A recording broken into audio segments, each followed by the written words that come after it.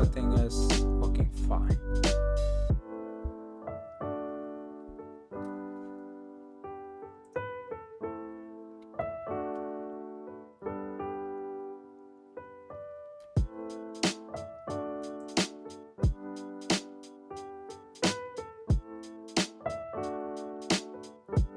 Can you hear the music?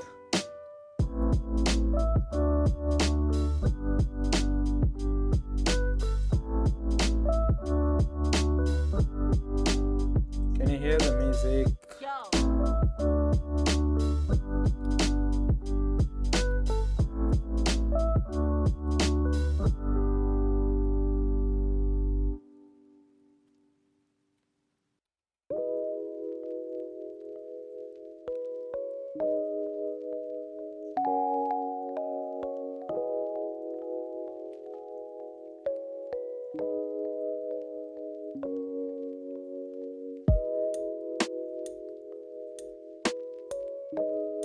You know, I don't like this. Can I remove this? Just wait a minute. Let me check. Stream. Streamers.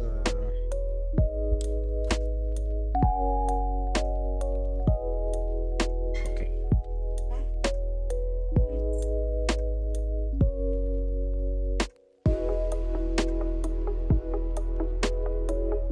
Yeah, I can hear it.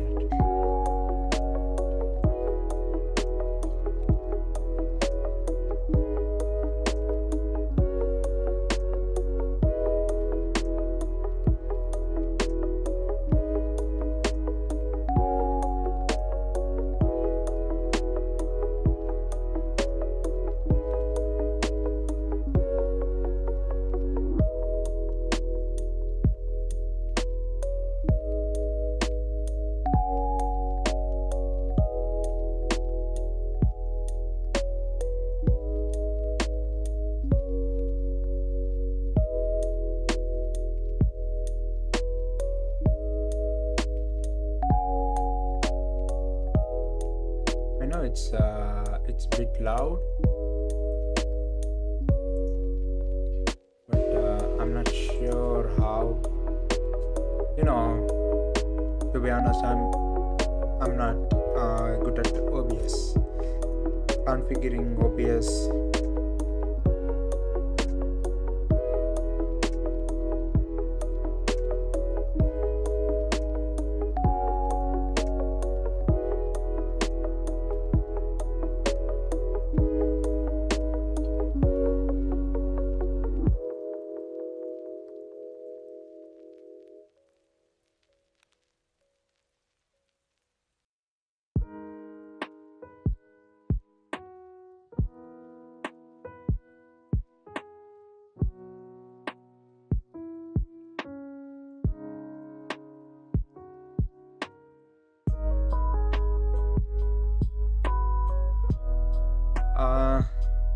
Seems like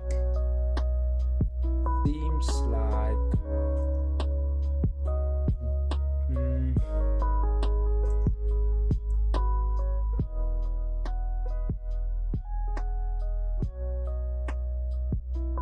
I think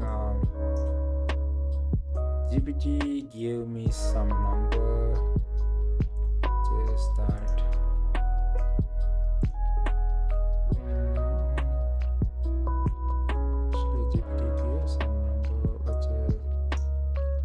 Background music between 35 minus 35 to 25. Okay, let's just do it. It's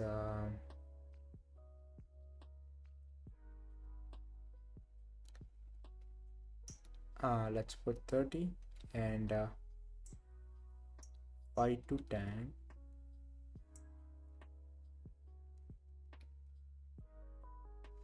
Okay, let's just leave the mic as it is.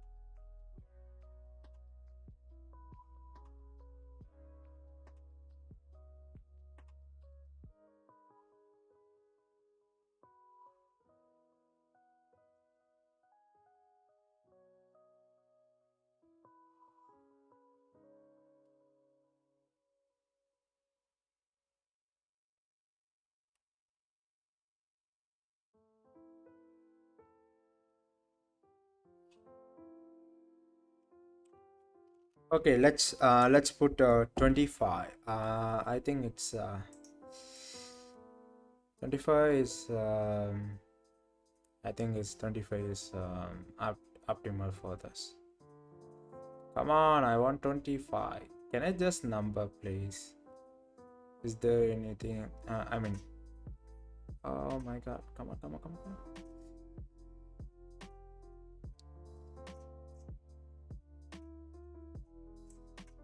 Why can I set it to? Why couldn't I set this to 25 exactly? Shit. Okay, let's leave it 24.9.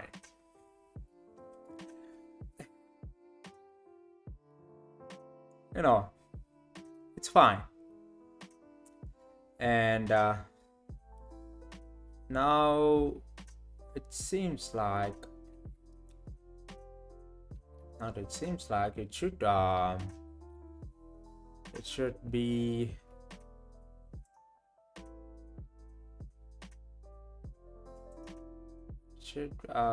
now it shouldn't interrupt my audio, right? Interrupt my voice. So now you can clearly hear my voice, I think, and at the same time you can hear the music a bit whenever I'm not speaking.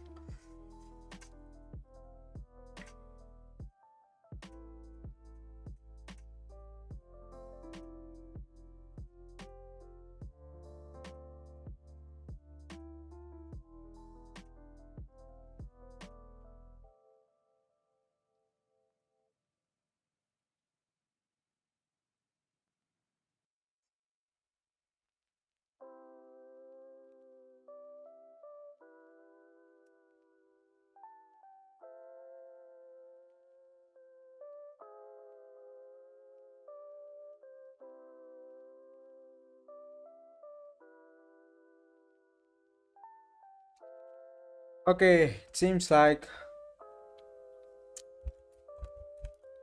everything is fine. uh, let's just open my chat in my mobile. The thing, it's really hard for me uh, to basically look at a chat through my mobile phone, because my second monitor, no, there is some problem with it. I couldn't fix that. I need to take care of it. I need to take this to some store or something like that. I need to do that. Okay, let's just, can I make this chat just, can I make this chat full? No.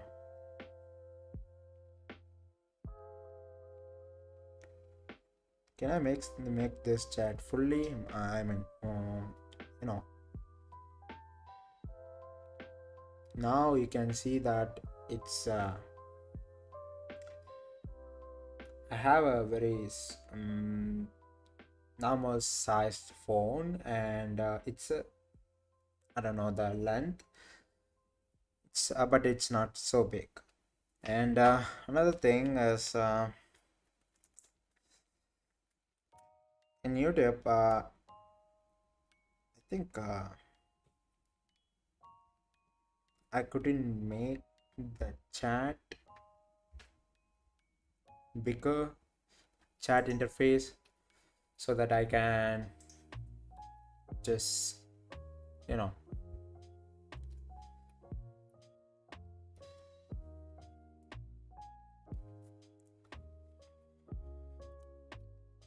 see.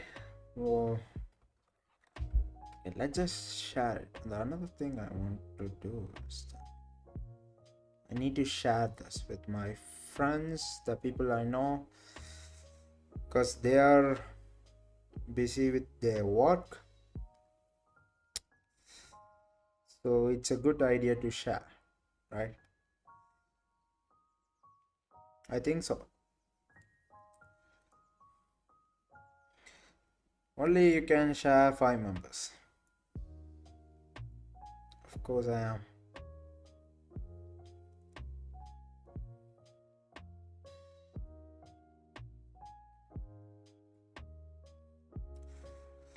I don't. Okay.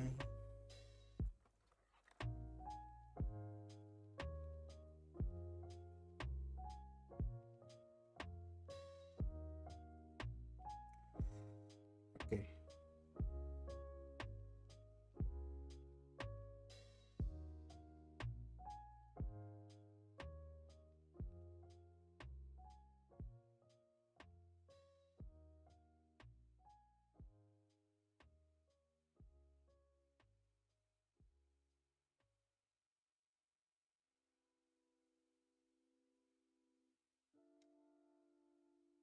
Mm,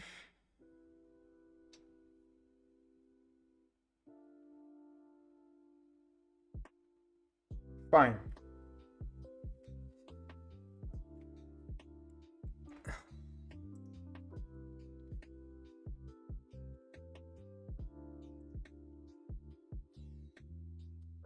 Oh my gosh.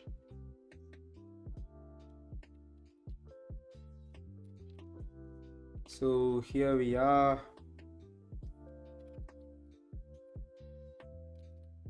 Okay. Here we are now. So, you know, first thing we need to do, just run this, and okay, we can see that it's printing out the elements.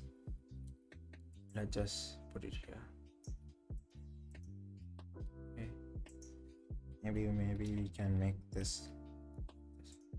Okay, so that you can now you can hear me. Now you can see this clearly, but still here that is going to be my cam. So I hope you can see the outputs here. Yeah, it's going to be somewhere here, my camera, right? So my face. So this is what we got now, and I think we finished the embedding layer. Now we need to do the MLP layer. So for that, okay, this is the MLP layer.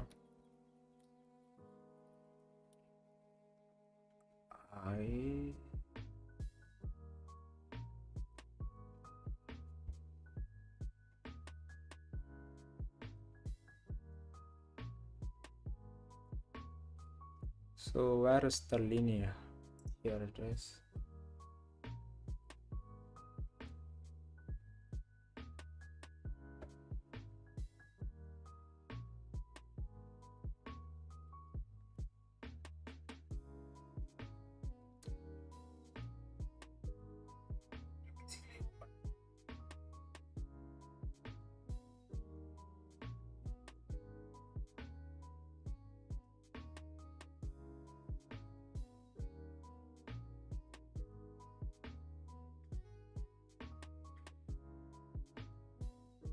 Okay.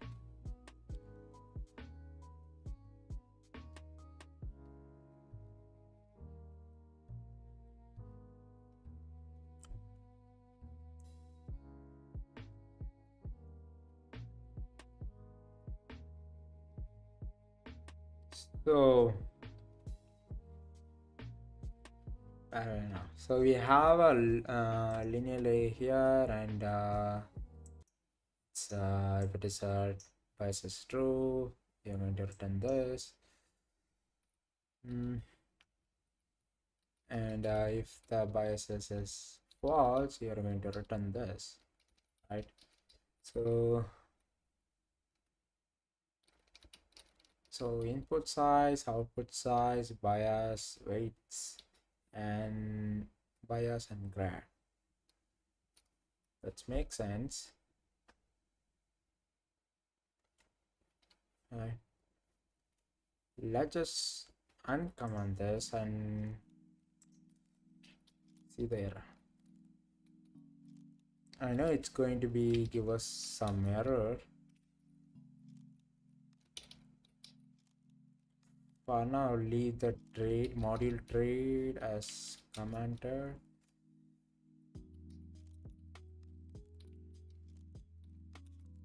Oh my god.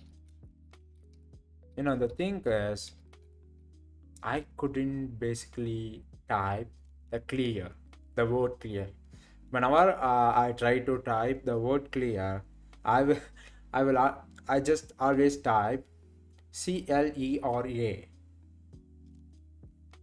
It's CLEAR, right?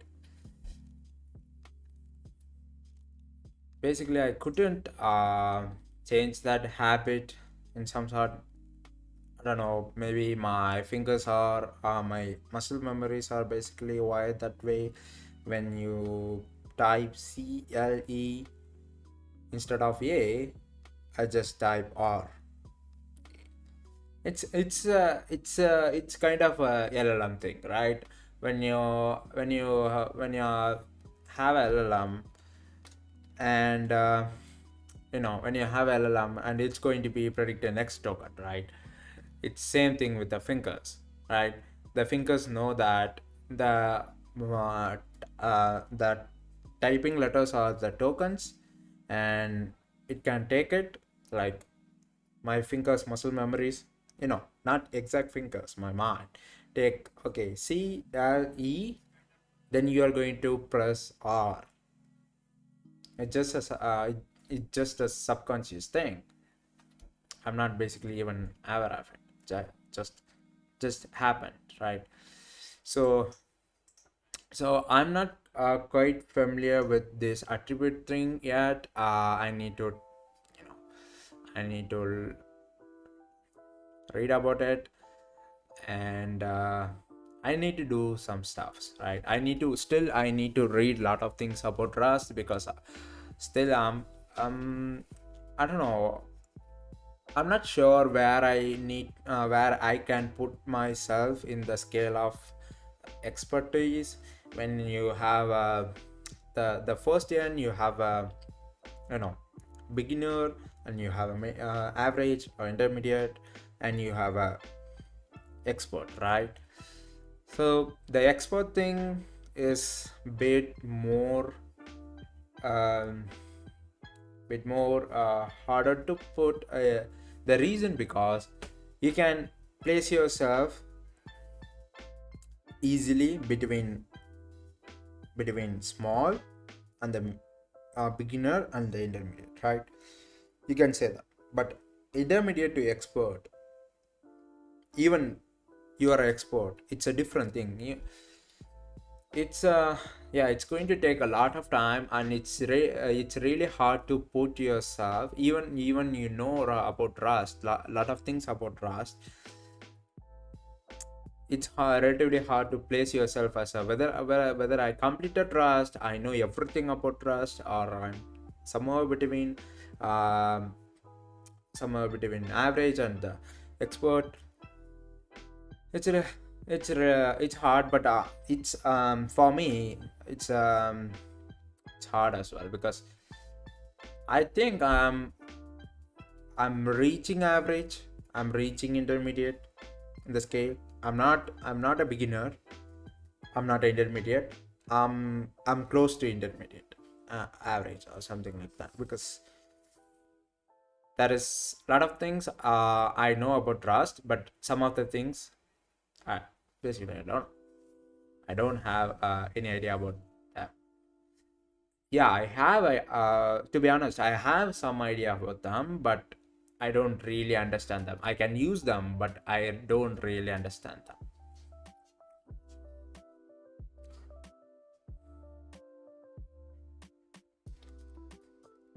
There's actually a difference between using and learning.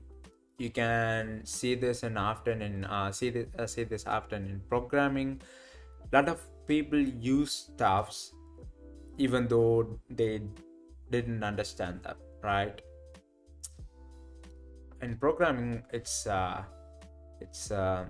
it happens very often, right? Most people use stuffs, right? Use some kind of library, use some kind of concepts, or you know you can use it. It works fine, but did you understand them fully? Maybe not, because it takes time and energy to do that, and most of the time you want to get things done and get things work, so that you mostly you focus on, okay, how can I run this, how can I make this run, how can I make this thing work. You cannot learn everything, every concepts, right? You cannot just learn every concepts about everything, right? You cannot master everything. Okay, what we have now, these are some, doesn't matter. Okay, failed use of undeclared type linear. Did, but I did that. It's in a model. So the linear, here is the linear. So for that I need to basically, yeah, and in mine,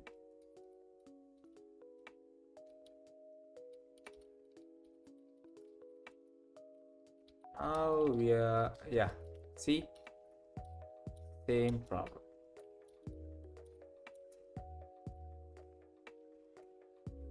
And now we are going to have a lot of error. Okay, no grad in model. So where am I importing that? In linear. Linear, I'm importing this grad model. Actually, I have that, right? I have that here. Enum. But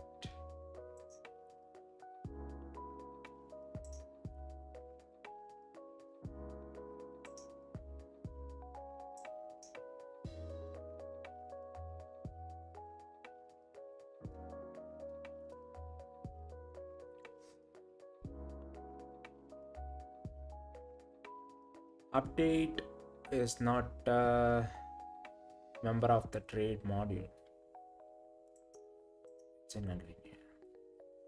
So basically I need to command the stuffs.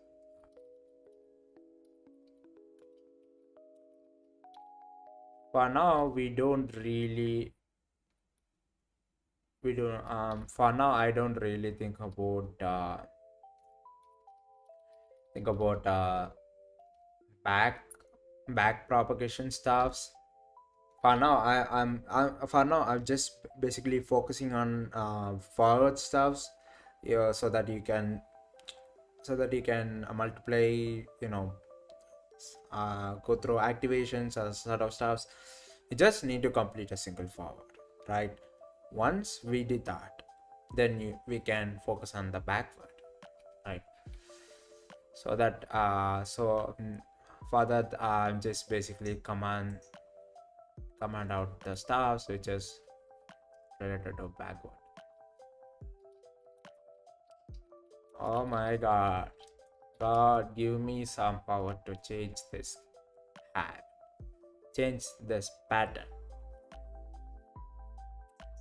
Similar name exists module, but why it's not?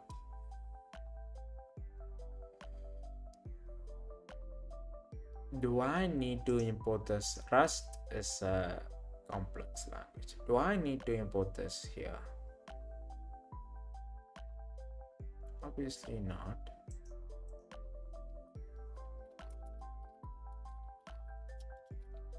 It's a stupid thing. If someone who is really good at Rust watching me doing like these sort of things, and they will judge me right away that he doesn't know anything about Rust, right?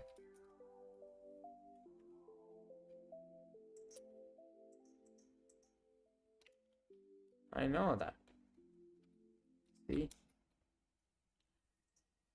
but I have it here. I have it right here. I have the enum type, and but in linear, I just importing it, right? Model, use grad model,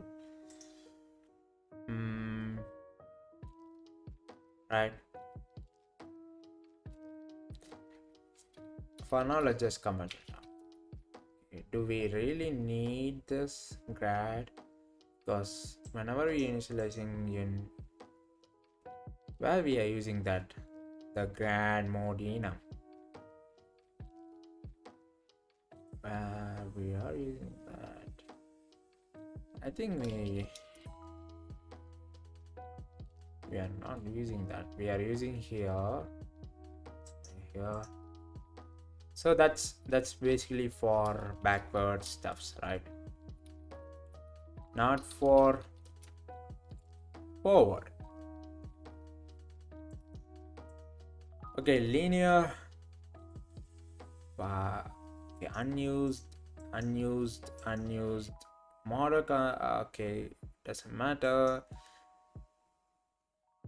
where it is. Tensor, okay, weights.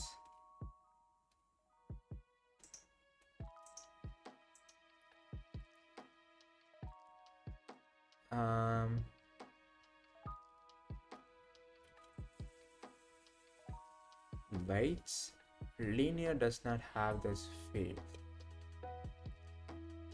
Yeah, it's a weights. Wait a minute.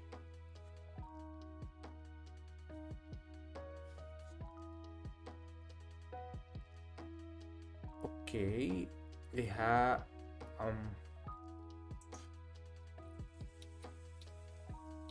an input size and the weights, right? So weights gradient. So we need to have the weights first.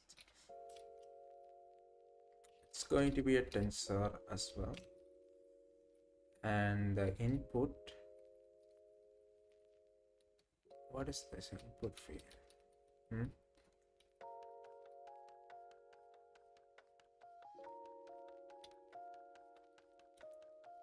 Weights bias, right? Weights and biases, and weights that is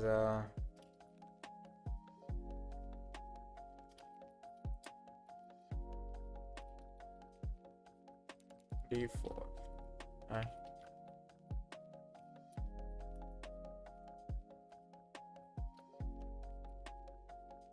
We are doing that.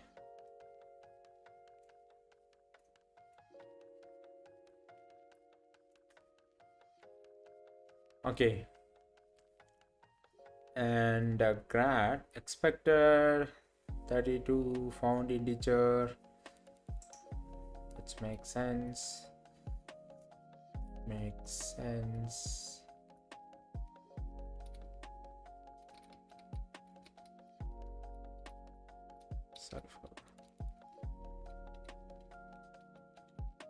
We don't really need to do this.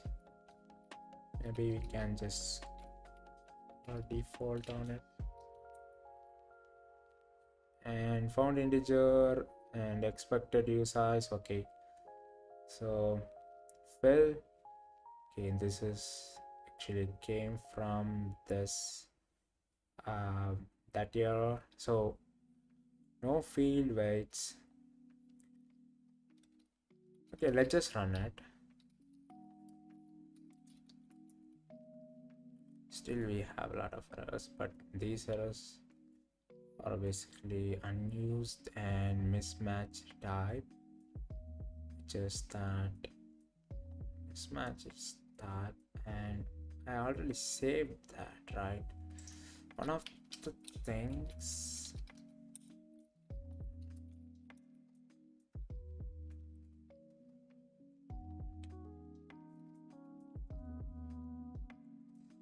okay, convert the identifier to uppercase. So this, it doesn't really matter, right? Missing fields of linear, where it is. Yeah, I need to basically call back default on it. So linear default trade, right?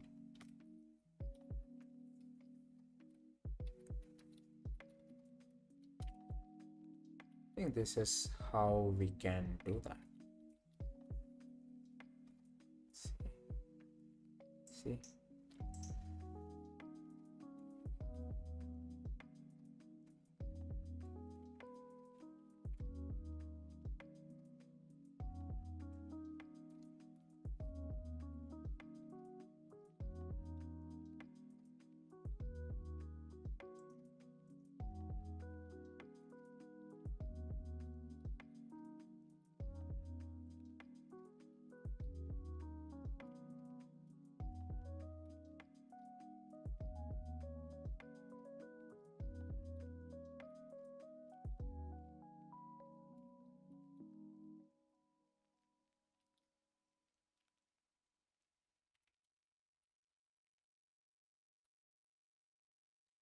Maybe we can call like this.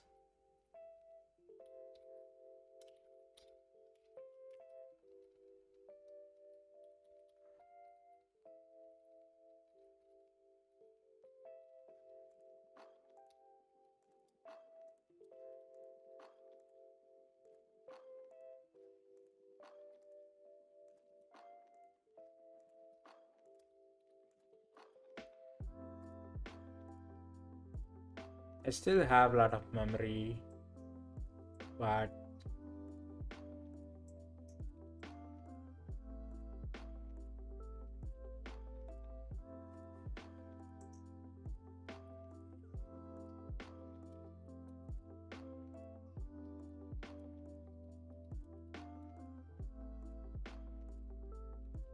so doesn't matter. Trade bound is not satisfied. The model, trade model is not satisfied. I know that. Okay. So unused. So this is the error I need to take care. It's in a model.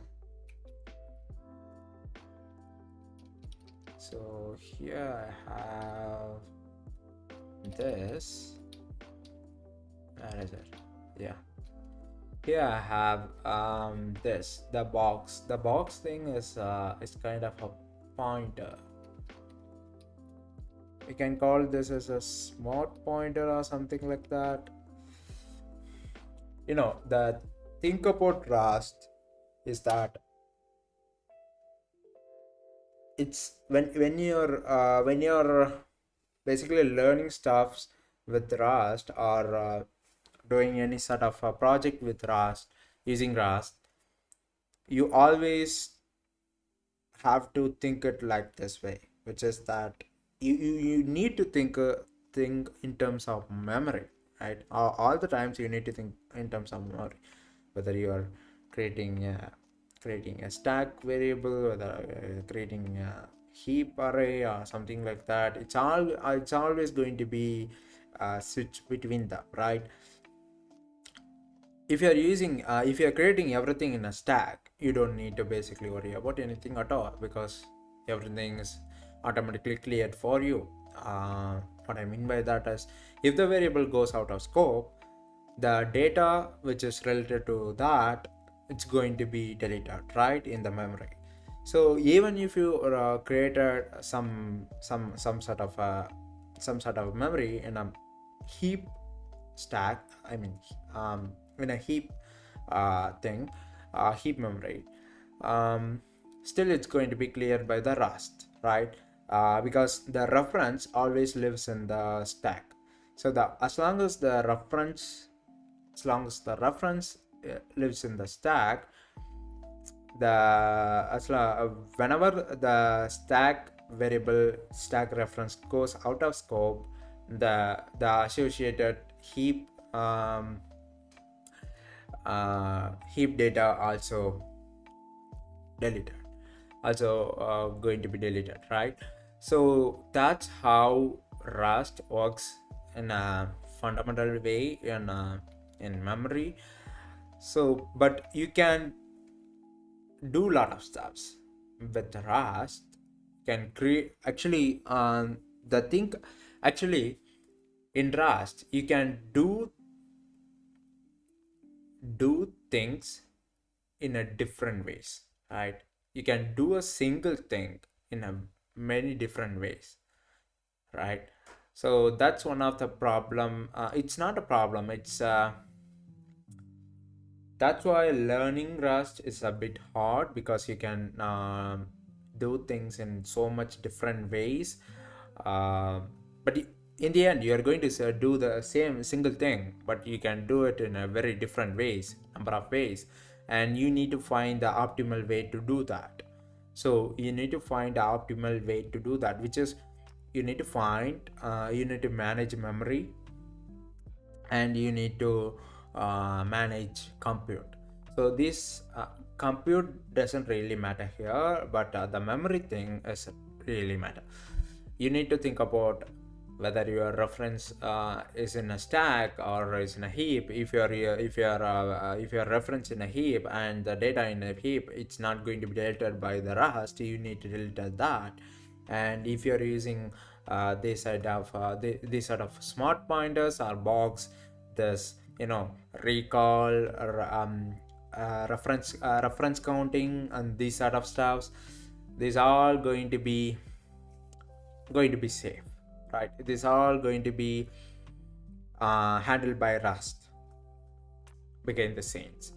But that is some of the things you can write in Rust, which is they call it as a unsafe code or unsafe Rust. So that thing is, it's bit more like C, but still it's not fast as C, right?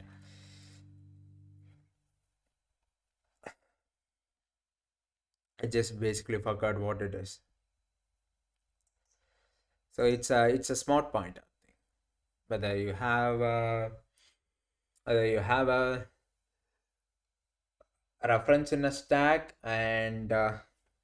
um maybe we can reference in a stack and data in a heap. What is box in Rust?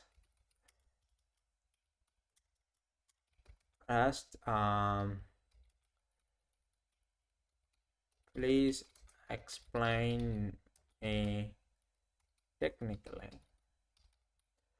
technically and what are the ways we can create pointers in Rust?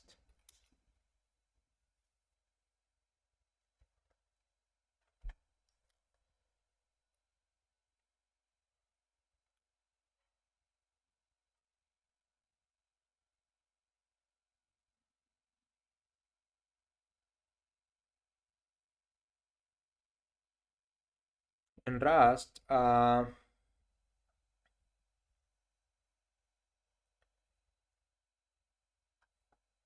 you hear the music?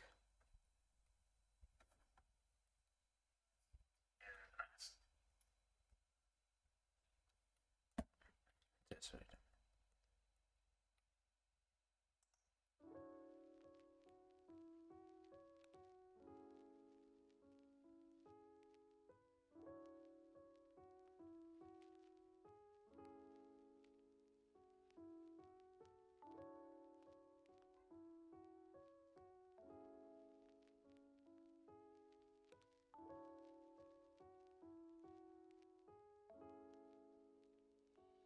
I don't hear it.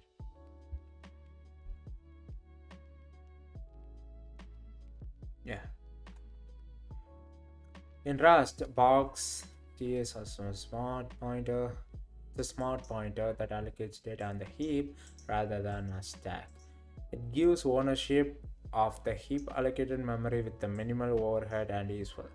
You want to store a large amount of data without copying it. You need regressive type like linked list or tree. You want trade object for dynamic dispatch like this, and you need manual control over heap. So the box T is a wrapper and heap allocated value for type T, right? So the T is a type. It's going to be it can be anything, right? It can be an integer, number, whatever. Sorry, integer, float, array, whatever. Uh, it's implemented dereference and drop trade. The thing is the the another thing about Rust is everything in Rust. Most of the things in Rust built using struct and traits, right? Box, struct, traits, enums, right? These are very important thing. It's the core building blocks of Rust, right? Either you are going to have a struct, either you are going to have a enum, and it's going to have a trait. So I think it's box is a struct.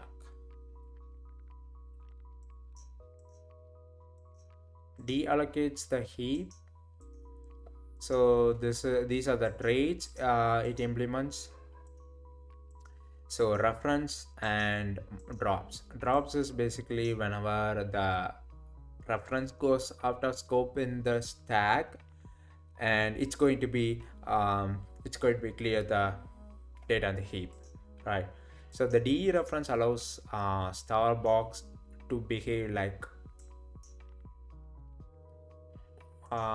what is the name of this symbol? Ampersand? I don't know.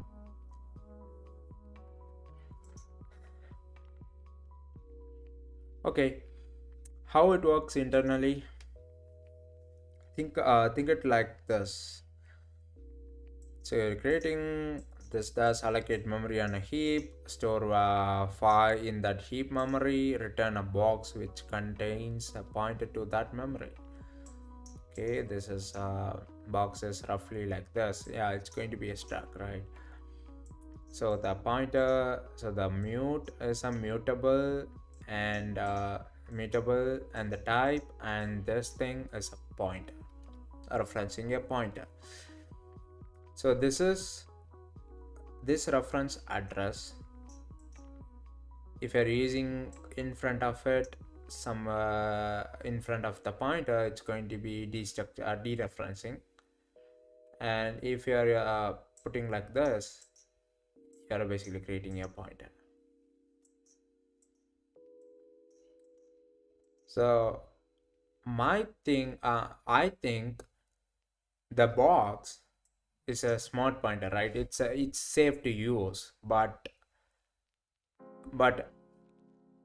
it's a wrapper, right? It's not a exact pointer, right? It's still unsafe code, but you are basically wrapping this inside of a container, something like a box. Here it is a box, and whenever the variable or reference goes out of scope, this wrapper will handle the deletion for you, right?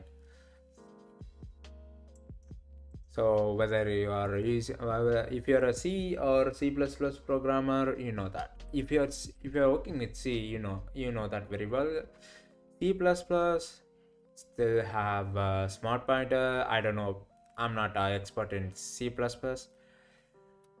but I know they have smart pointers and some of the same things about Rust. I think Rust is basically inspired by C and C++. A lot of the things basically looks familiar if you are came from the C++ background, um, even though you don't know Rust. And this is allocate on a F32, and it's going to be in a heap, right? And heap allocated array. So this array is going to be in a heap, and the reference is going to be in a stack. So you can dereference it just like a pointer. Dereference give the value, right?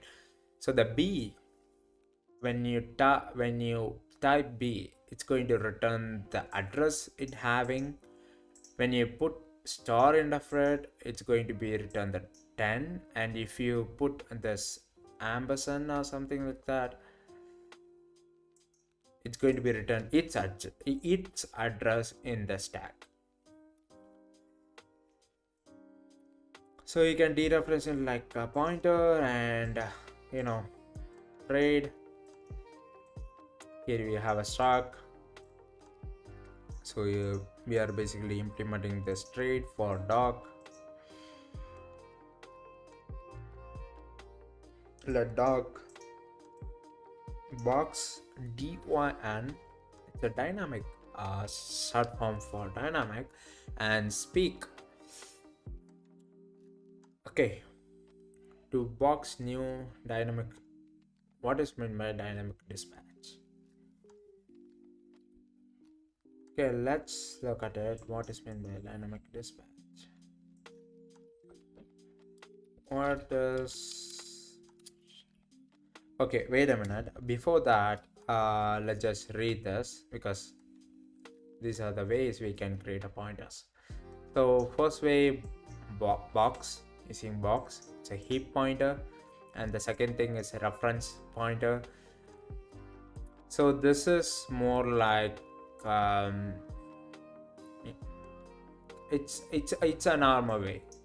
This is more like a reference count, where you are basically increasing the reference count. So you have a value 5, it's going to be in a stack, and you are just basically creating another value called or. It's going to be have the address, and or can read what X can have, but it cannot mutate them. So it's a two set of things. And the raw pointers, so this is the unsafe thing, right? Unsafe to dereference without unsafe block. So this is the unsafe Rust, where you are basically creating a variable, and so this the const star const is actually the when you write this, when you implement this in your program, then the Rust no longer able to track these values in the memory, right? The problem with pointers or any sort of things is that you often hear that where if you're using C, it's always like you are pointing gun to your leg, and sometimes you can shoot yourself in a foot. These kind of stuffs, right? Even the creator of C++ said that it's very easy to if you're using C, it's very easy to shoot yourself in a foot, but if you're using C++, it's a bit harder, but if you do, it's going to be blow your leg, right? So what they are telling is that think about this pointer is that whether in the end, whether you are tracking the address which have the data in the memory, whether you are not. That's the exact thing. So If you don't, it's dangerous because it's going to be in a memory and you don't track it. And what? So the Rust, the compiler or Rust. So when you do when you implement this in your code, this data is not going to be tracked by Rust. So the Rust will not know anything about this data in the memory. So it won't clean it by default, right? It cannot do that because it have no idea about whether it's even exists or not. So that's the fundamental difference.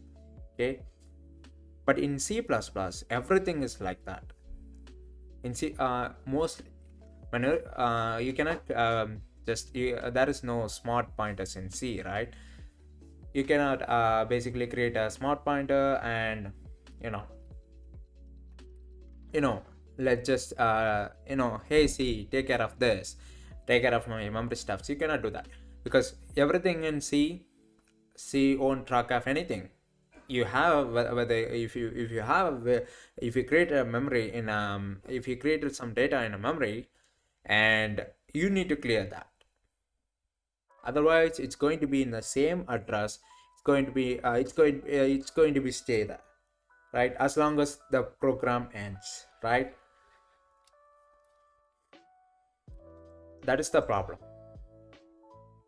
So this is unsafe Rust, and this is how you can use raw pointers in Rust. But by the way, I love raw pointers because this thing makes so much things easier, but it's dangerous, right?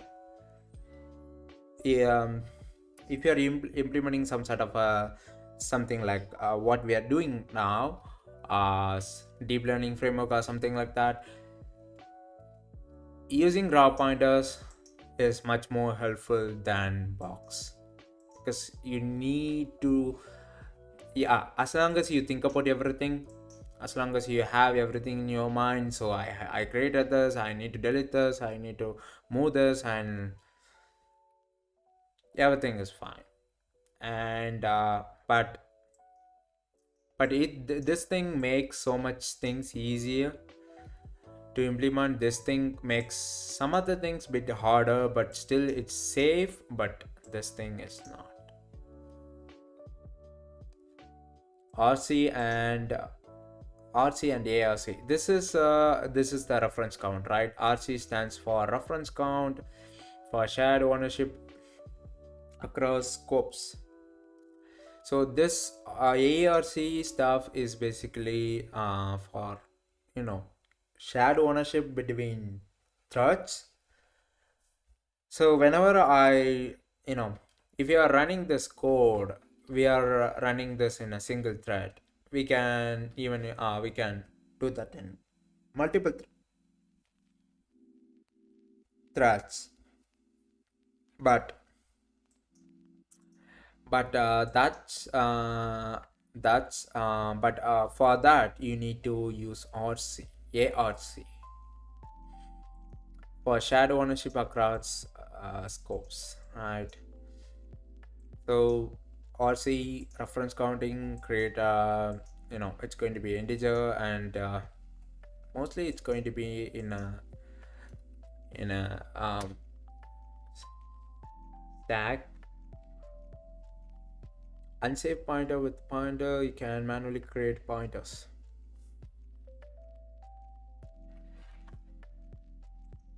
Okay, you have a PTR, can manually create pointers. So I think this thing and this thing are same. Damn, I'm not sure. So heap allocated. So these things also heap allocated. These two things. No, these things also heap allocated, right? This No, it's not a heap allocated. So yeah, it's yeah, it's not a heap allocated, but instead it's going to be point. It's going to point anything, whether it's a heap or a stack doesn't really matter, right? Ownership, no. So safe, no. This thing is not safe. This thing is safe because it's a safe. It's a safe pointers. These thing and these thing are safe. This is the thing in the middle. It's not safe. And heap allocation, rates, borrowing. Yeah, this is the thing called borrowing. And FFI and raw access. This is the raw pointers you can do with C++. And shared ownership multiple threads. Shared, I think the shared ownership thing, whether it's basically, it's like borrowing, but it's like mutable borrowing. You can, yeah, in Rust, normally whenever you create a variable, the variable, whenever you bind a variable, bind a data to a variable, the variable is going to be a ownership of that data. That exact variable is going to be ownership of data, but you can share them, right? So by sharing it, you can say, hey, I'm basically can change it, view it, do anything I want. So these are the ways we can, but what is this box dyn means? So it's so in Rust you are creating heap allocated object that implements a trade, but exact type is unknown at compile time, right? Maybe heap allocated objects that implements trade, exact time, that's basically unknown at compile time. The reason because it's unknown at compile time is because the memories are allocated in runtime, right? I'm not sure if it is. That's why it's you are creating heap allocated object that's implementing a trade, but exactly type is unknown at compile time. This called objects. Is anybody watching our live?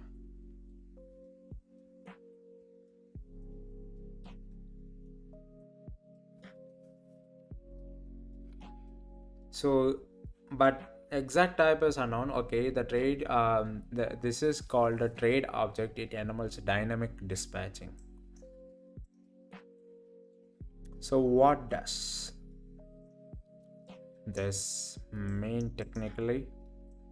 So the box T is a smart pointer to heap allocated data of the type T. Okay, that makes sense. And the trade object, meaning the type implements trade. Okay, the dyn trade, a trade object. Okay, it's a trade. Dyn is a trade, meaning the type implements the trade. Okay, meaning the type implements the trade, but we don't know which type exactly. So the type is going to be, it's going to implement that trade.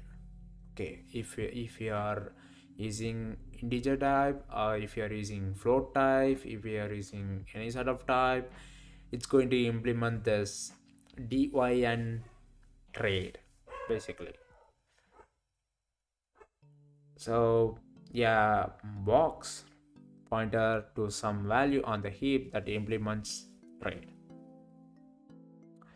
Rest uses vtable virtual method table to call methods at runtime. Okay, what it is?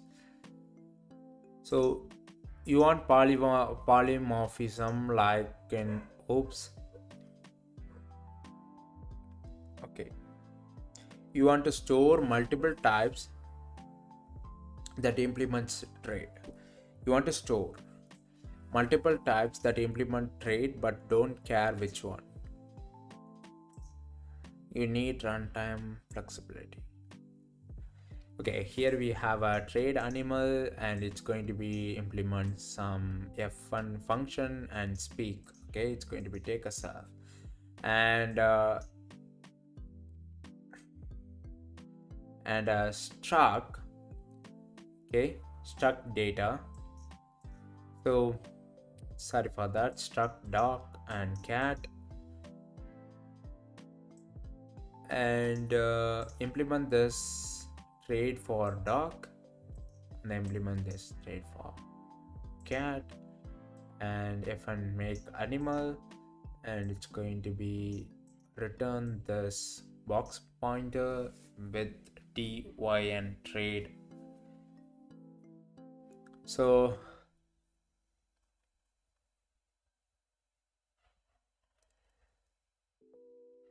it's going to return this box smart pointer with this trade, that it's going to return this box pointer and which going to have this trade, which the inside of the data, that data that inside of the box pointer going to implement this animal trade. That's what exactly going here. Here you have a dog, right?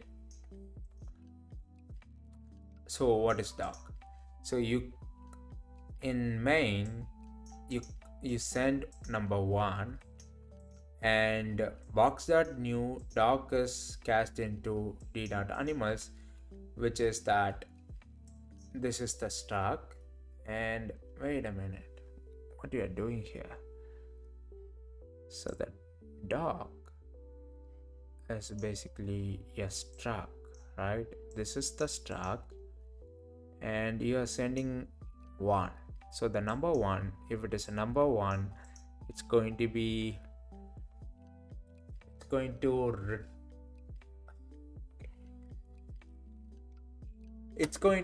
a struct. It's going to return a smart pointer inside of the dog struct. Okay, that makes sense. And that's going to have this animal trade, right? Basically what you're saying is, hey, I have a smart pointer which is box. Inside of that box I have some data, and that data going to implement this animal trade, right? That is what I'm saying. I don't know about what kind of data I have, okay, because I don't have any idea about what kind of data in the box, but I have something, and it's going to and it implements the animal trade. So limitation, cannot call method not in trade. Okay, cannot call methods not in the trade. So you cannot call any set of methods which is not in the animal trade. Interesting. You cannot get the concrete type back without downcast, and only if the trade is any. I don't know what they are saying. Cannot get the concrete type back. Okay, yeah. You cannot get the concrete type back without downcasting, only if the trade is any.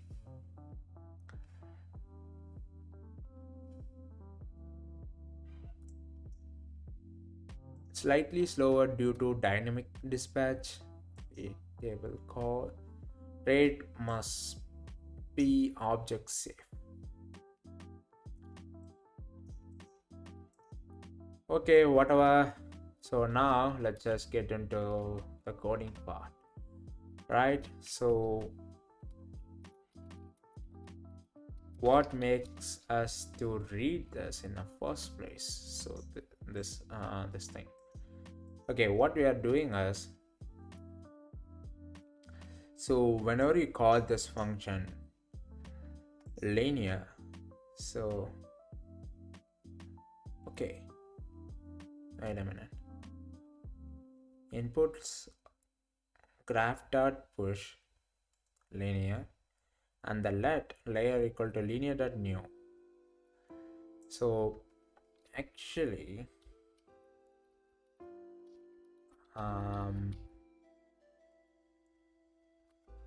self dot linear dot linear sorry it's a layer.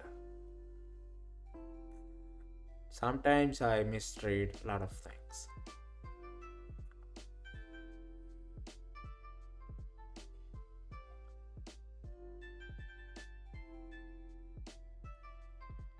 Let's just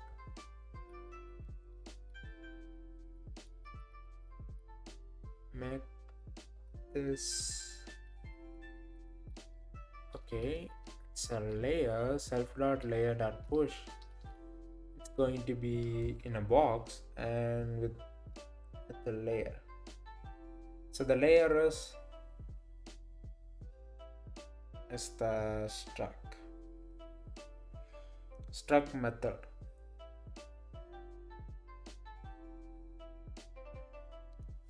So whatever it returns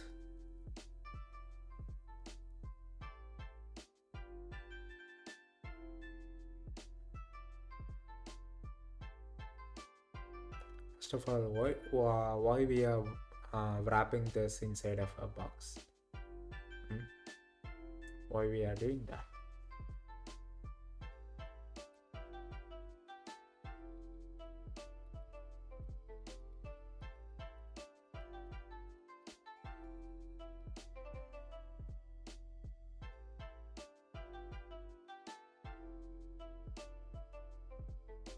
This make things bit harder.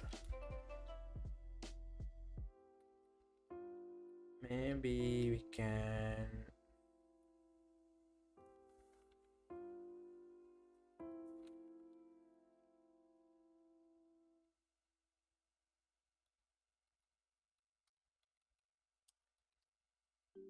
so we are returning layer back. But what is the error here? The trade module is not implemented for linear. So the thing is it basically expecting us to implement this module trade. Okay, so that's what we are basically doing here. We are basically wrapping the struct inside a box and the struct needs to implement this module. So for that we need to implement this, but we can do this. We can do something like this instead of that.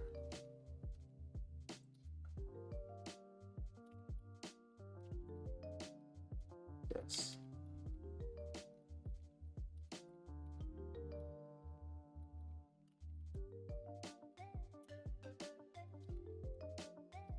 Let's just see whether we have the same. Do we have them? No. So here you can see that these are trivial errors, right? So model config should have the uppercase. Okay, doesn't really matter. Not all the trade items are forward and backward. Missing forward and backward. I know that. Missing forward and backward. So this make things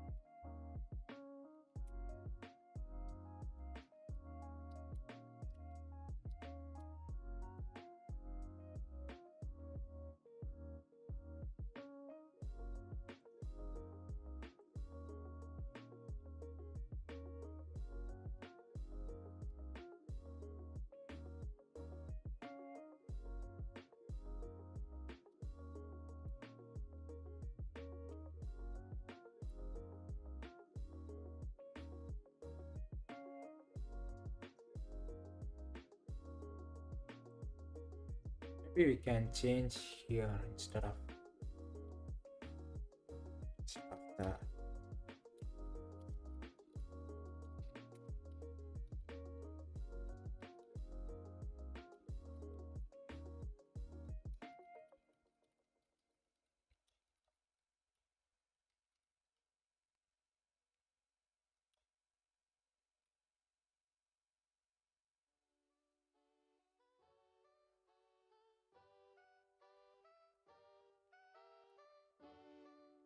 Just leave it like this and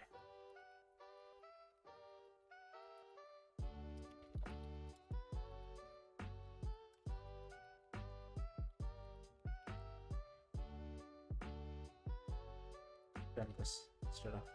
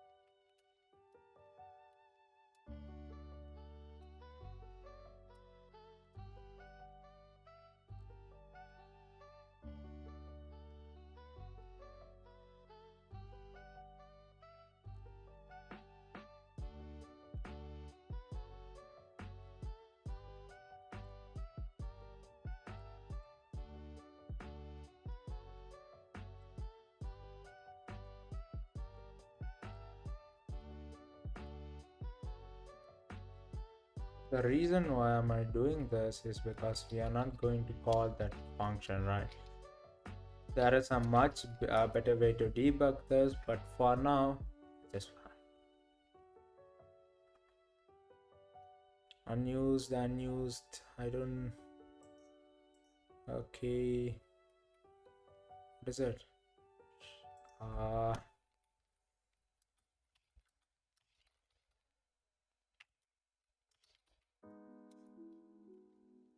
So that's tensor and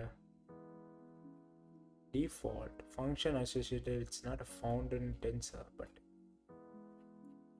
it's a default. It's a default.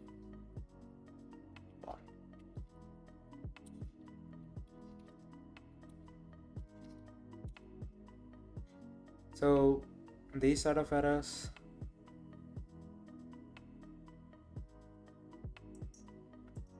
where it's all coming from? Did I save the file?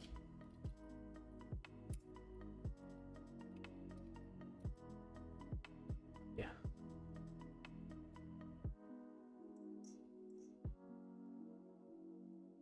Never read. So these are trivial errors. Yeah. Never read.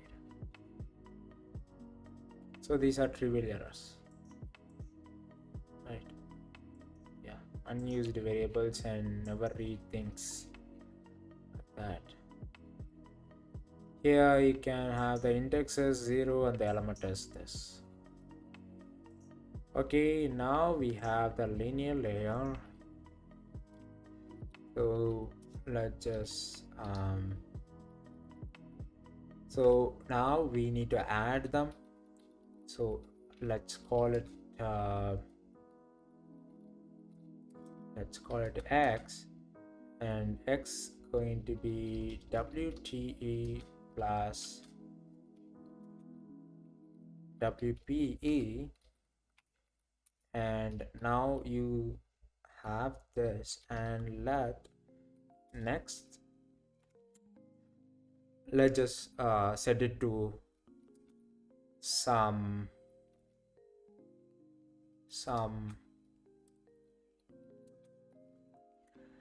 linear layer, right? Let's just pretend this as a single neural network, so it's going to be an output, and let's just model dot linear so I'm not sure what is the parameters, what is the argument it takes. So yeah, it's going to be a self, mute self. We don't really need this, do we? Yeah, we need this. Actually, we need to the same thing here as well. Self graph push going to be embeddings, embedding, and to string. It's just basically for debugging or debugging.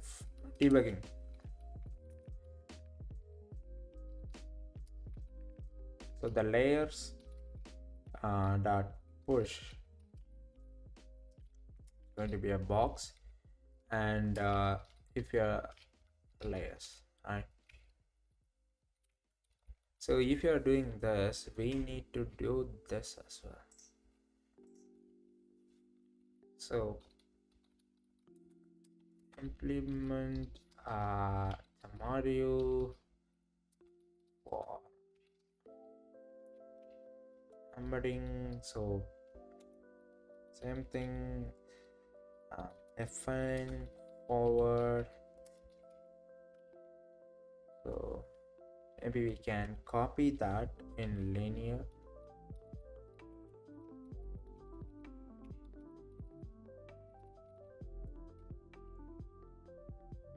Put it here.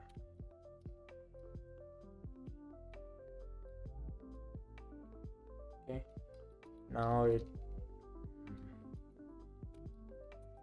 that's fine, right?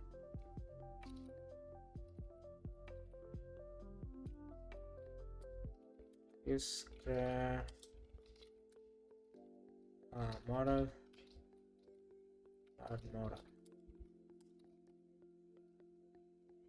No, actually it's not model, it's a module.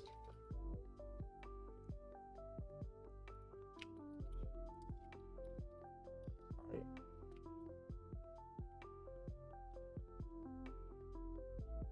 Yeah, and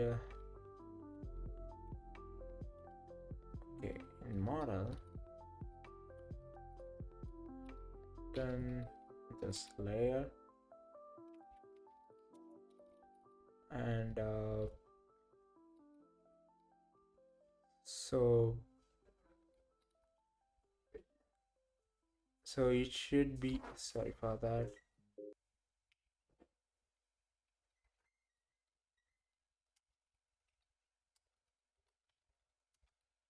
the linear.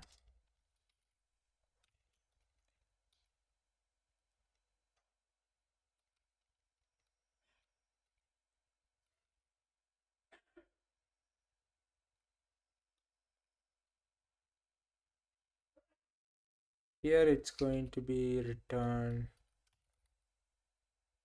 embeddings, right? That's what it's returning. Wait a minute, I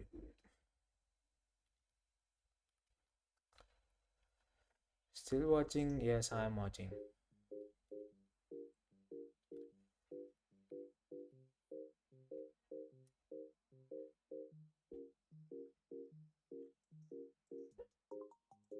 So the tensor.new, it should be, so I'm okay. Yes,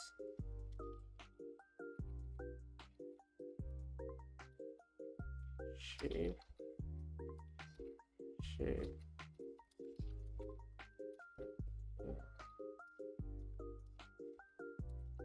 uh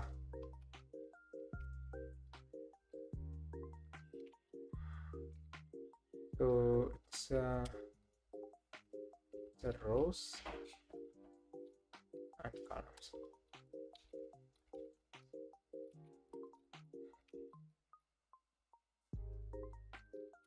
and the data is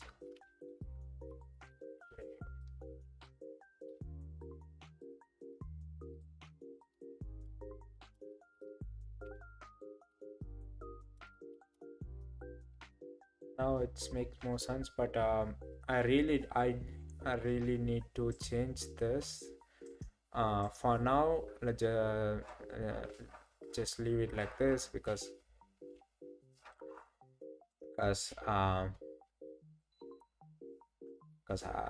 for now I couldn't remember, I couldn't think anything that's really specific to embedding layers, because embedding layers are very simple layers. It's sort of like basically like a linear layers.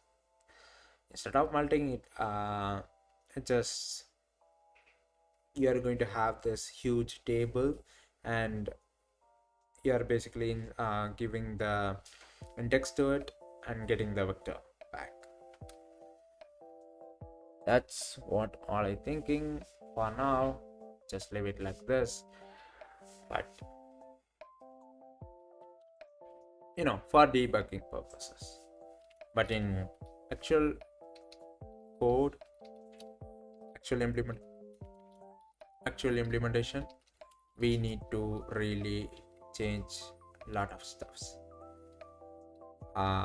That's actually not going to return, going to self tensor, and that's it.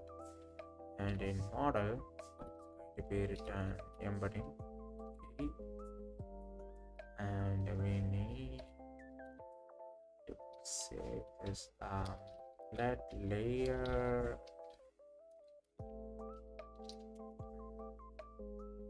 and main. Let's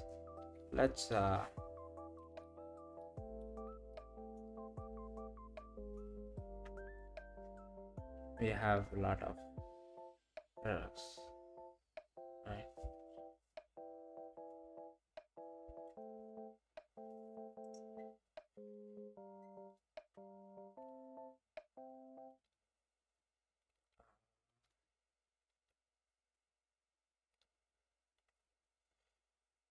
So we are missing semicolon here. We are missing semicolon here as well. Okay. Push. Dot push. Sorry for that. Embedding. So we need to implement the trade as well. Let's trade for embeddings. Yeah. Let's just do it. So here we are missing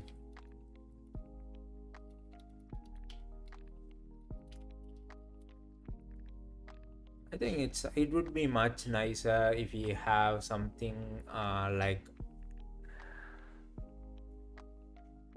I basically forgot the name for it. In JavaScript, you have when you're typing it and you have this extension, when you save this, it automatically recognizes these kind of silly errors and fix it for you when you save it. I don't know this set of stuffs exist in Rust, but if they did, it will be much nicer.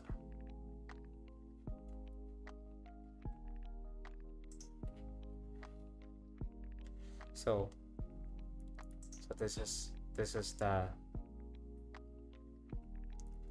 okay. So we fixed it, and we fixed this, and you need to basically implement add rate. For now, let's just maybe we can data instead of this. We can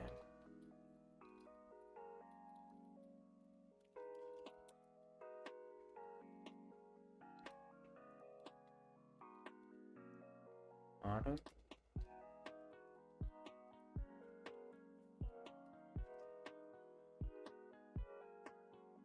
So lot of trivial errors. So these are trivial errors, and okay, takes 3 argument, but so yeah, that's so private field. Didn't I make that public?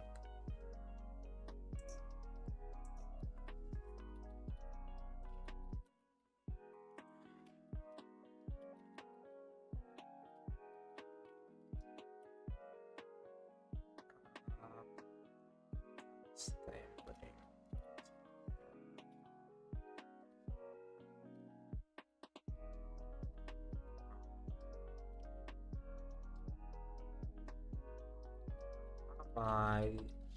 Nice.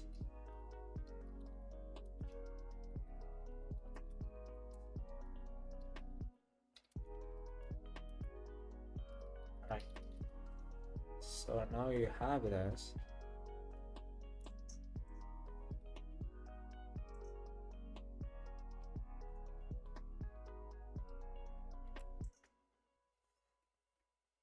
So it's going to be data.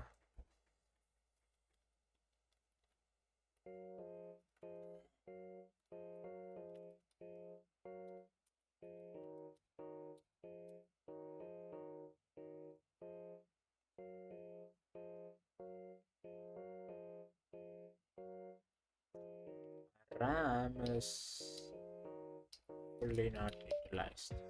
Still, my stream, my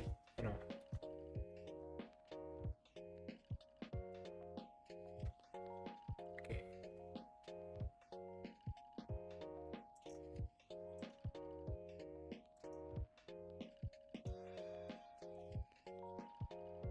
So main, I need to do that. I need to send what are the arguments it's going to get. Input size, output size, bold request. It's going to be true. Do we need this for? Sorry, it's a bias request. So input size, it's going to be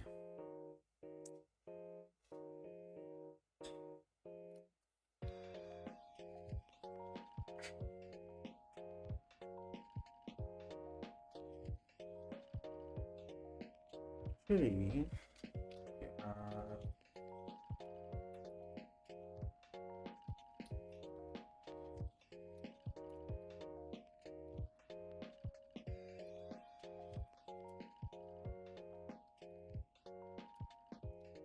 so what can I do? Yeah, it's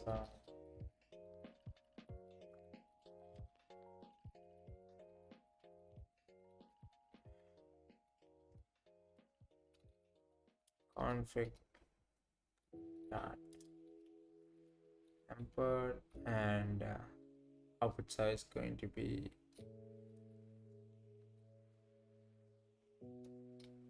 let's just put some random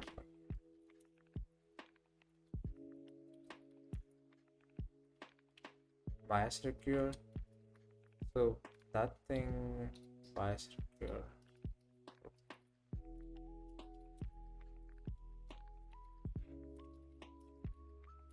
Still, it's going to be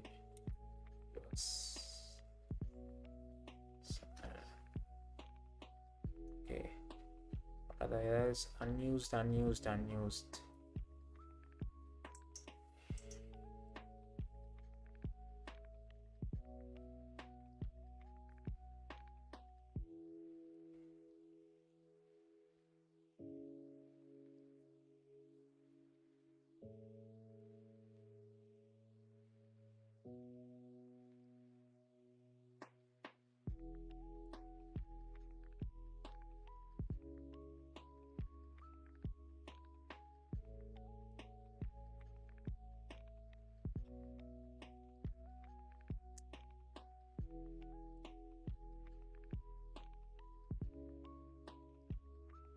Unused.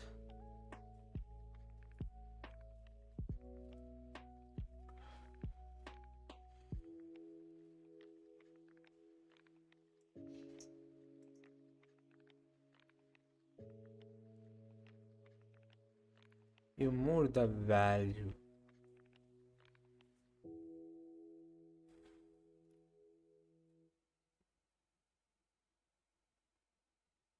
And you are returning it.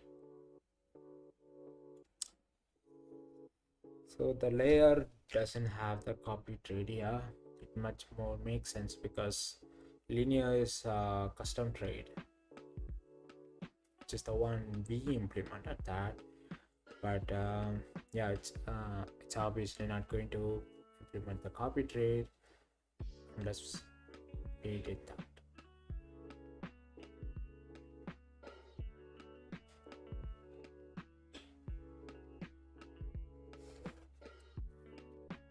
Okay, let's just do that. So for the copy trade, how can we implement the copy trade? Implement copy. So shit, why am I feel so lucky? Yeah. So fn copy, and okay, let's just ask GPT. Just implement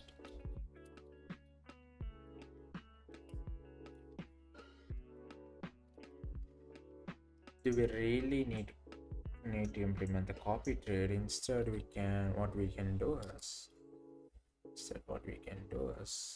we can just basically, so what is it? This is, wait a minute. Okay, so this is this thing right here. It's a box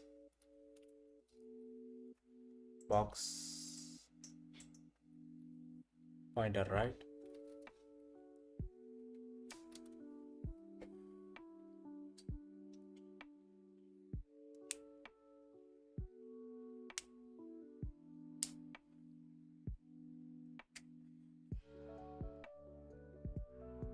We can increase the reference count. So how can I increase the reference count of this box? What I mean that is I wrap the truck with this box, and I want to wait.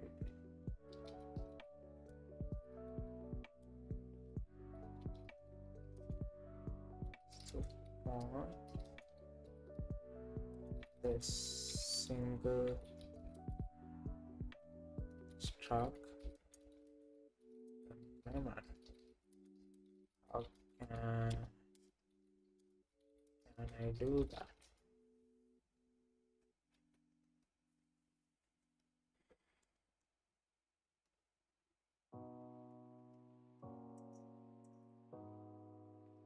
Instead of box,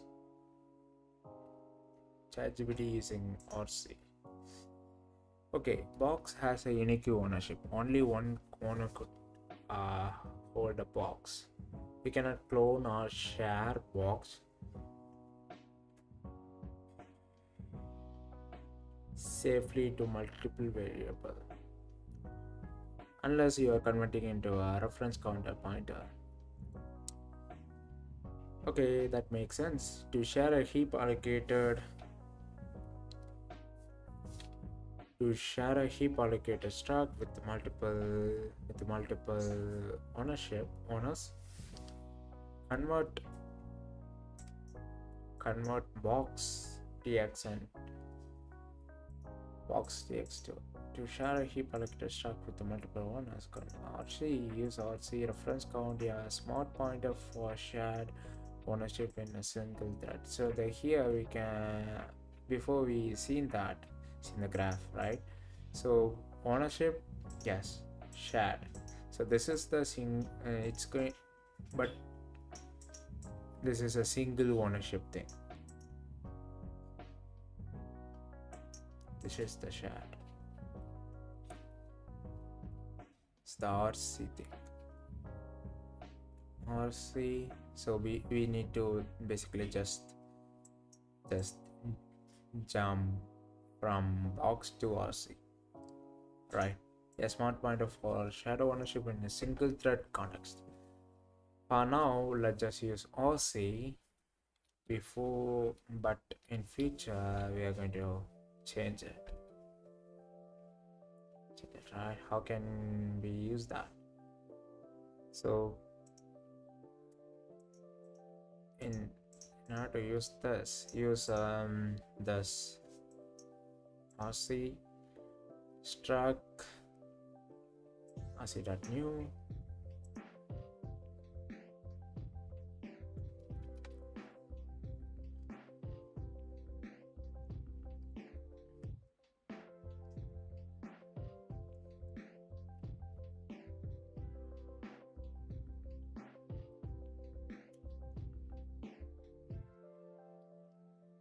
But the problem is, can we do the same thing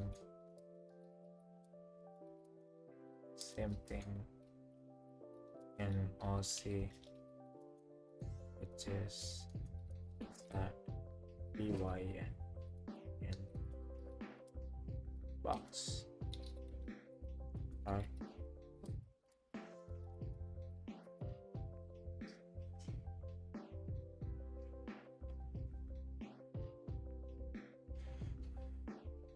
To enable shared ownership trade, shared heap allocated trade.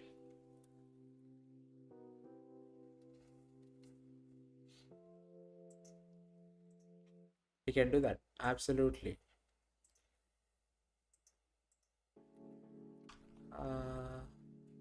That's relief. So all we need to change, oh my god,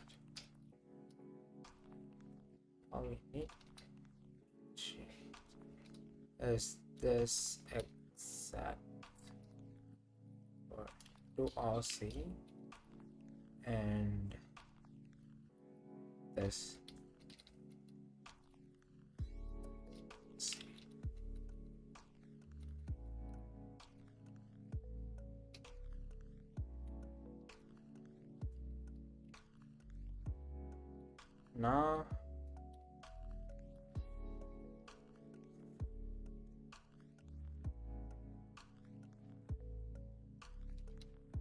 Now we can basically send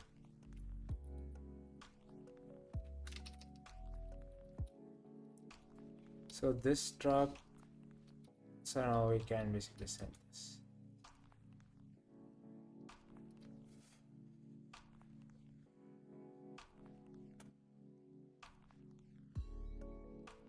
We can do like this, but I think I make things more complicated here. Maybe we can do something like this. Maybe we can, you know, send this mail and this what? I don't know. We are basically sending, we are basically returning the mutable reference of the layer. So it's going to be like this. Can we do something like this? Because all we need are we going to change this? Yeah, in backward pass, this is going to be changed, right? So, so this is what I just in the starting of the life, which is that you can do things in so many different ways using Rust, right? So here you can clearly see that I'm using RC. I'm switch between I'm basically back and forth between box and RC. Then I finally understand that okay, we don't need to switch to box. We can just sending the mutable reference. So here you can, either way is a valid thing, right?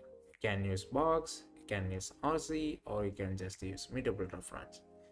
You can do, that's why I just said that in Rust you can do things so many different ways.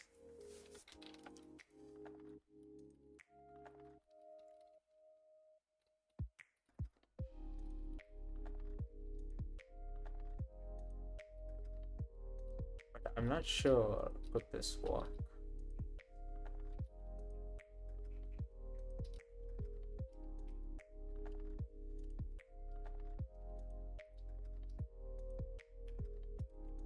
But let's just try this, and let's just make this as RC, and it's going to take this as a mutable, uh,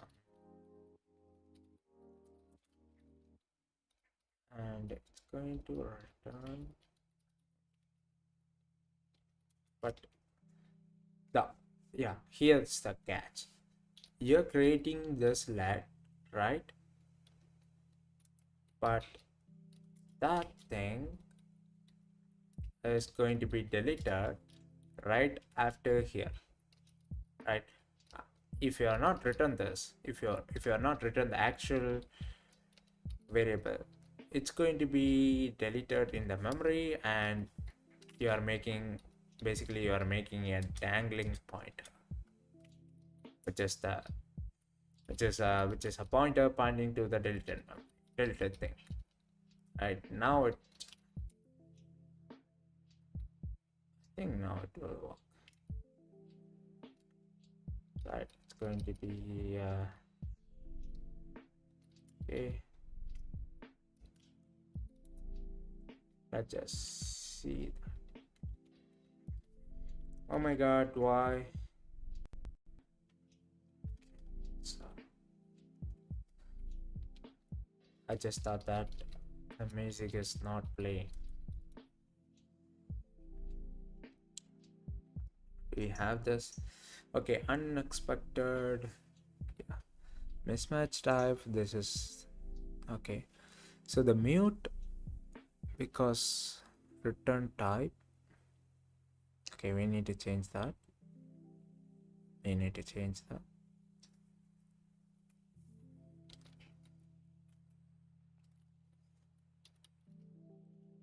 Where is it?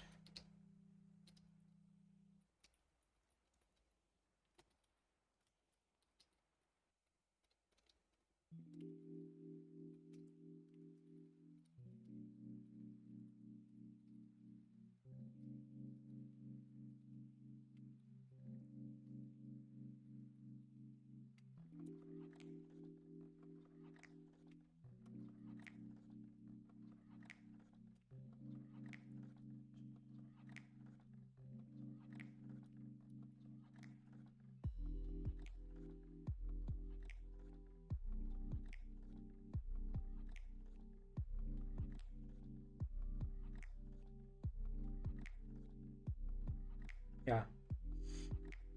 Now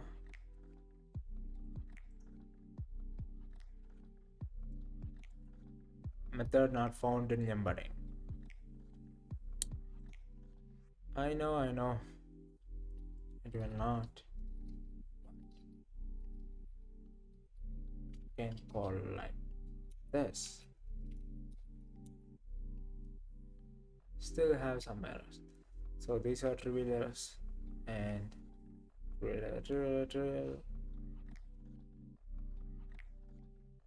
nothing, just a trivial errors, right?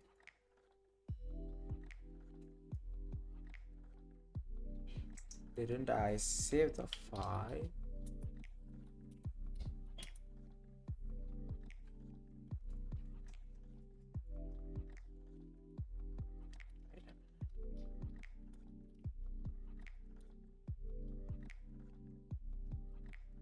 Okay, not found in the scope.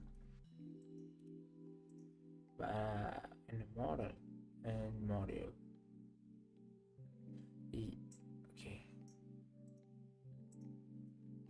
just use std. What is that? Std or c. Right.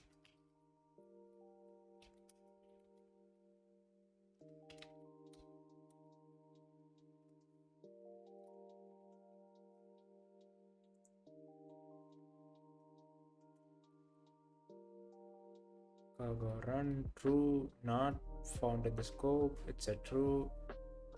Um,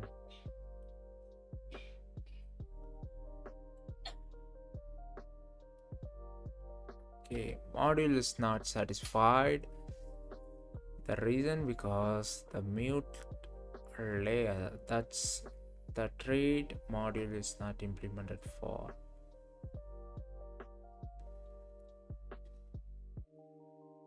I did that, didn't I? Here you can see this.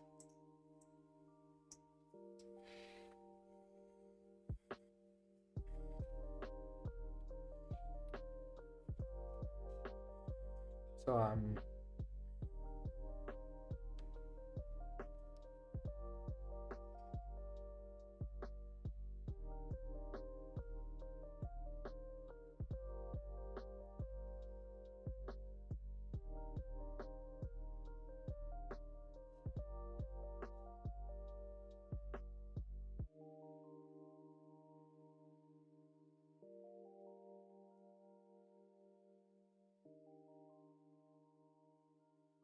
I'm basically trying to make this library or whatever kind of like a PyTorch. The reason because PyTorch, if you look at PyTorch, it's basically much nicer and easier to understand, read, write code in PyTorch compared to other framework like TensorFlow, right? TensorFlow, I think people use that, but last few years, PyTorch is dominating. The reason because the simplicity of API, right? Their APIs are very simple and easy to understand, and you can basically tweak a lot of things, right?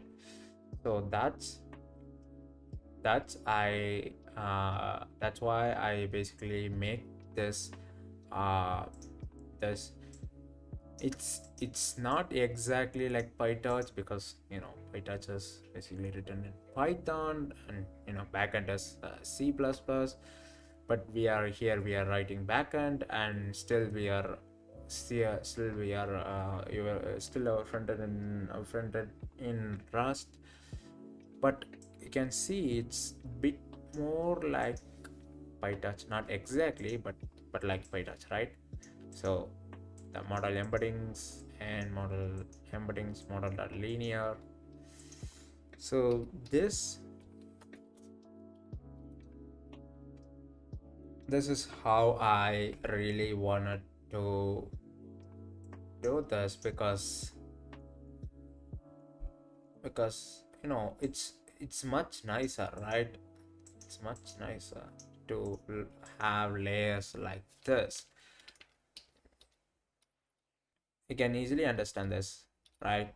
you are basically creating a new model, and it's going to have first you are creating a embedding layer, then you are creating another embedding layer, then you are creating a linear layer, and this, and these things all have the layers, and you can pass the layer to another layer, blah blah blah, and it's going to be you are creating it, and you are basically can send something here, right? So all you need to do is just all I want, we are still not there yet. All I want to make this framework more feel like more more like very simple, more like a PyTorch, right? Not exactly, but not exactly a PyTorch, but we are focusing on simplicity, right? So so that people can easily use this, right? Rust is a complicated language, right? It's a very complicated language, but when you look at this, it's simple.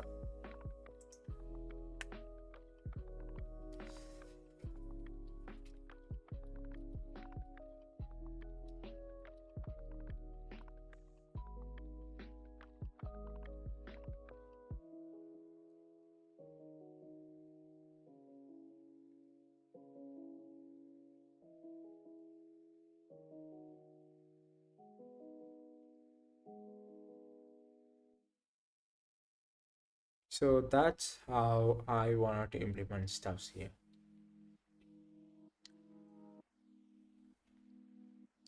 So the only one person was in, that is me. Fine.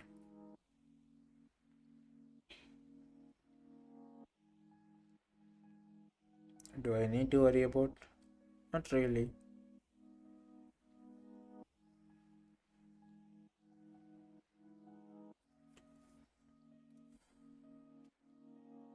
Are we going to cross? Oh my god, we are going to reach 2 hours.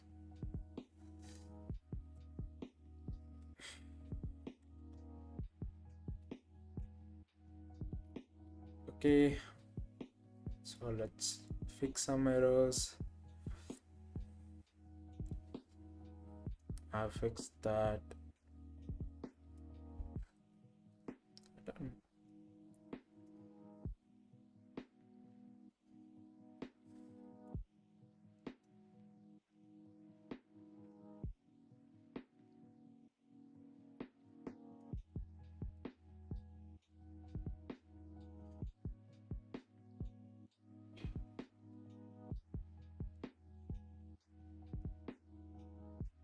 So the ampersand and mute thing also some sort of a struct or type. That's why it's saying that module trade is not implemented for this layer, right? But in order to make this work, I need to take a decision about the design choice. The reason because this you know, I'm basically sending a mutable reference, but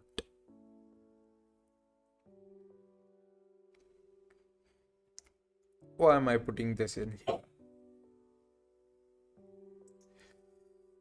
For some reason, right? So I'm putting this in here for the backward pass actually. So that you can keep track of the layers, yeah, going through from forward and the backward. But the forward and the backward, the layers should be for both forward and the backwards layer needs to be referenced once instead of multiple times. We need to avoid copies, moves, right? The model, it's going to be in the memory, and you allocated everything, and you are sending data to it, and it's going through it and the backward pass, right? But the thing we want is that we need our model to create exactly one time in the memory, not multiple times, right? If you have a embedding layer, here we are basically, this is a single embedding layer, right? We are not copying it. So we have a layers, sort of like, you can think of it like a array or a graph. You have you are keeping track of what are the things we are creating actually, and when you're going through it, you are using the same layer. When you're come you know come back at it, is basically the backward pass, you're using the same layer. If we implemented copy trait for this linear layer, it's going to be a copied. So this thing going to be created 2 times in the memory.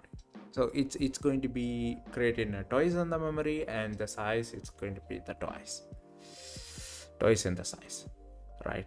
So the matrix size, it's going to be twice, right? So we need to avoid this. So that's why I basically sending this, but instead of sending this, maybe I can make this layer as reference counting and basically do that. But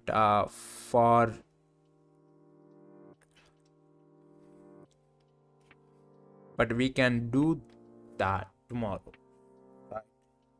The reason, because we are going to reach the time where exactly we are going to reach the time. So but I'm basically trying to improve my I'm basically trying to increase my hours of stream. Pretty soon I will do that.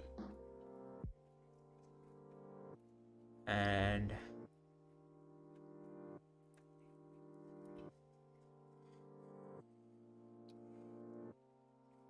that's it. And another thing about Rust, when I start learning Rust, I'm not still expert in Rust, right? Still, I can understand things and make things understand things how really Rust works, like these pointers and traits, sort of like that. Most people find Rust hard. It is what it is. But once you're good at something, whether it's a Rust, C++, or C, it's going to be magic, right? It's going to feel like magic. It feels so good once you're really good at something, and you're doing that for a while, and you don't have any idea how those things work. So you always, every day you wake up, study about that thing, practice it, train it, keep doing for months, years, and in the end you find yourself, oh my god, I'm really good at this. Then the feeling of that, the exact situation, it feels so good, because suddenly your mind blows, right?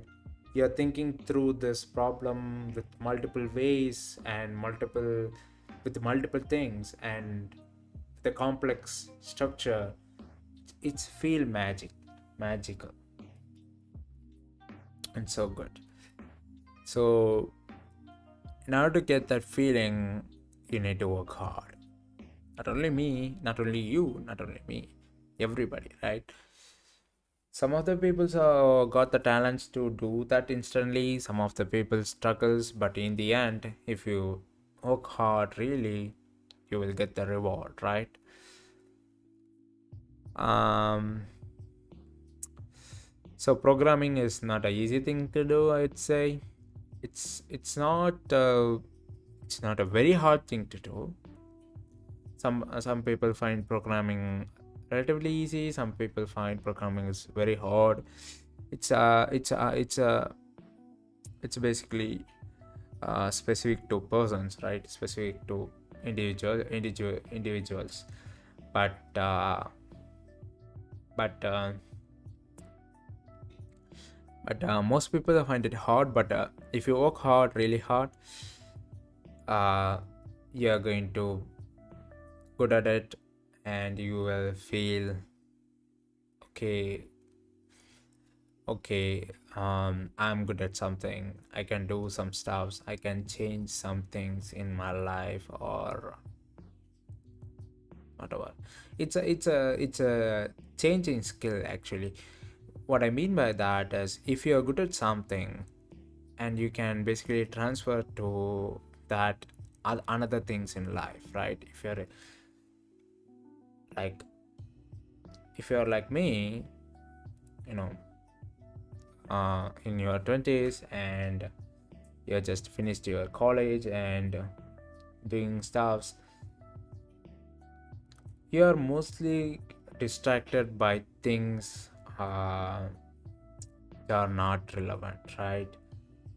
Because you are in 20s, and you want to choose which way I can go, whether I can go this way or whether I can go this way.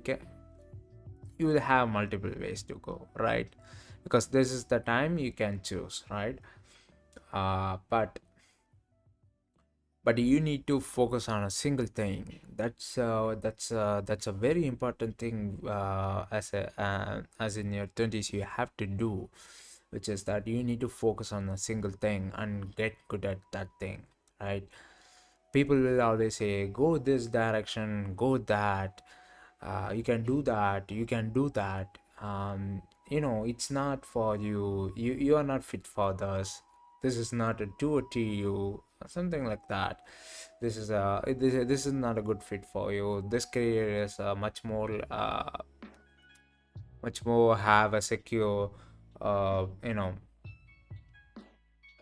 this career going to have a value in the future. Stuff, even programming, right? AI is basically AIs or LLMs, or basically very good at programming, right? Very good at a lot of languages. It seems like programmers going to be absolute in few years, if not decades, right? So that's people what's saying nowadays, right? LLMs are very good at, you don't need to learn programming anymore, this kind of stuff. But anyway, programming is it's a hardest skill, right? It's not a very easy thing to do, and it's not a very very hardest thing to do. It's hard, okay? It's a hardest skill. Whether AI is or LLMs good at programming or not, whether LLMs going to replace you or not, still you need to have the understanding of how computer works.